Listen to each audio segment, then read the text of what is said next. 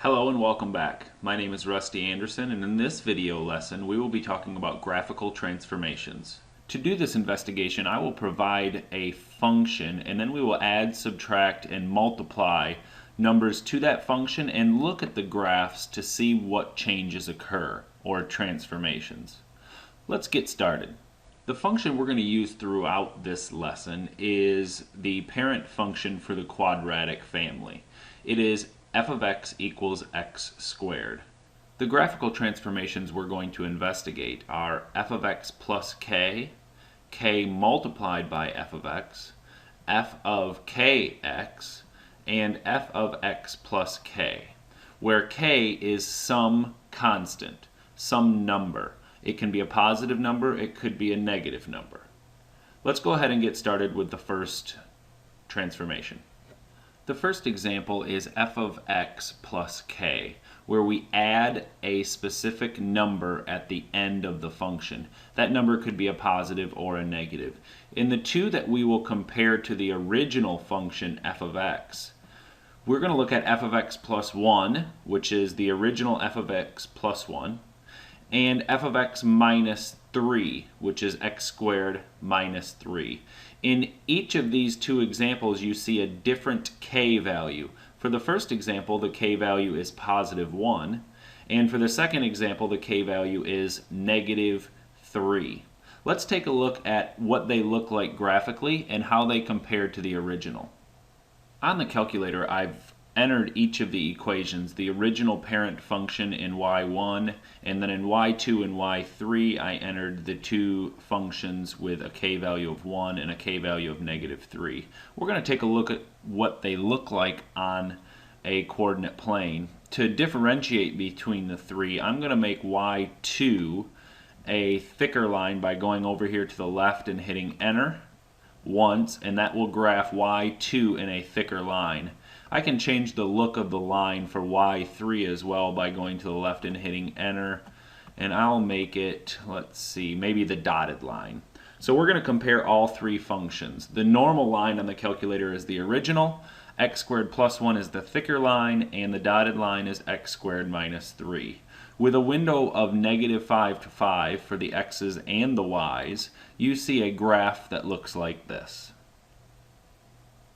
Looking at each of the graphs, f of x plus 1, on the calculator, you can see that that is this thick line here. In comparison to the original function, f of x equals x squared. And our other function, f of x minus 3, is this dotted line or curve here.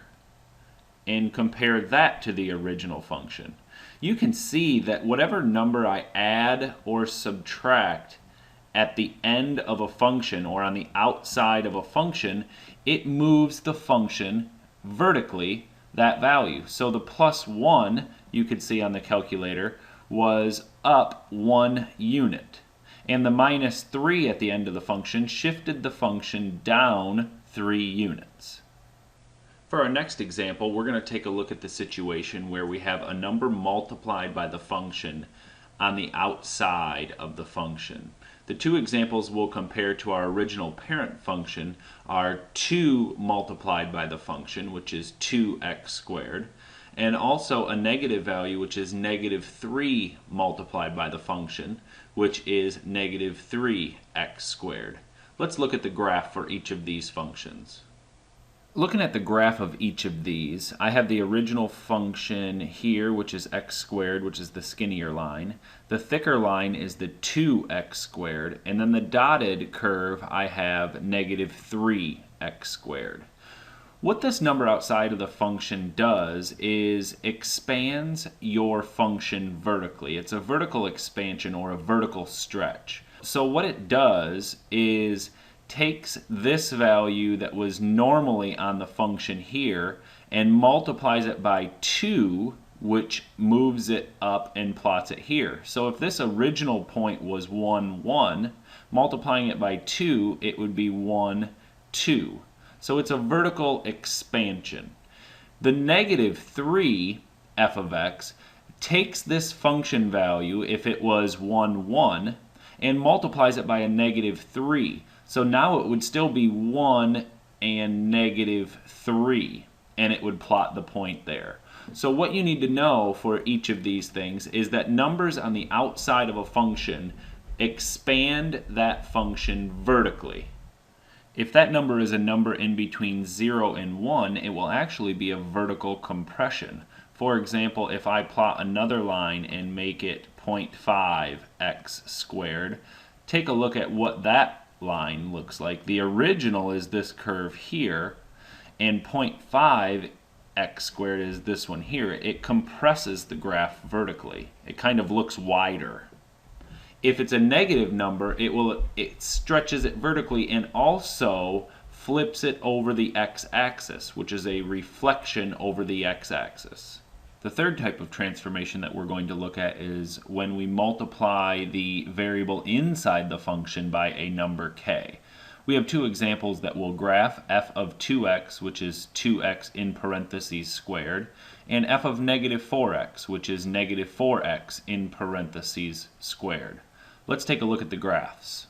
I have the equations entered in y1, y2, and y3, and you can see the different line types for each of the equations.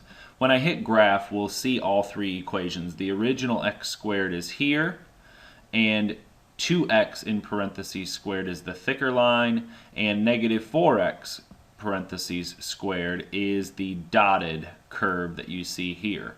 What happens when we multiply inside the function or the variable by a number before applying the actual function to it is it creates a horizontal compression.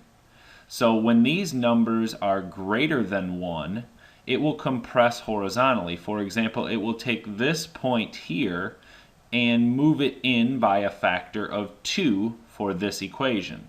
If the k value is a number in between 0 and 1, it will actually be a horizontal expansion. For example, if I make this a 0.4x in quantity squared, our k value would be 0.4. Looking at the graph, you can see that it takes these points here and plots them out further in the x direction. It is a horizontal expansion when the number is in between 0 and 1. It is a horizontal compression when the number for k is greater than 1. The last type of transformation we will be looking at is f of x plus k, where k is a number added or subtracted inside the actual function. The two examples we'll take a look at are f of x plus 2 and f of x minus 4. Looking at the graph of each of these functions, you see the original parent function here, which is x squared. The darker curve you see is the f of x plus 2, and the dotted curve off to the right is the f of x minus 4. From the graphs, it's easy to see how this k value affects our function. When I add 2 inside the function, so our function is x plus 2 quantity squared, that function moves to the left 2 units. When I subtract 4 inside the function moves to the right 4 units. And that's the exact transformation that we would like to recognize when I add or subtract a number inside parentheses. The overall function from the parent function will move opposite really of what you would think it would move. Plus 2 moves to the left 2, and minus 4 moves to the right 4. Something that fits here quite nicely is the idea of an inverse function.